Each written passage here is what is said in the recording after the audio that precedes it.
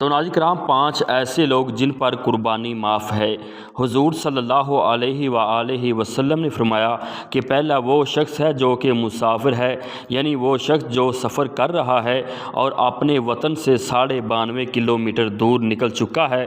یہاں ایک اہم مسئلہ ہے، اگر سفر کرنے والا 92.5 کلومیٹر کا سفر کر چکا ہے، آگے جا کر وہ 15 دن سے کم رہتا ہے تو اس کے لیے قربانی واجب نہیں ہے۔ اگر 15 دن سے زائد رہتا ہے تو اس پر قربانی واجب ہے۔ اور دوسرا وہ جو کہ مجنون یا بچہ ہے۔ حدیث مبارکہ کے مطابق مجنون، پاگل اور بچے پر قربانی واجب نہیں ہے۔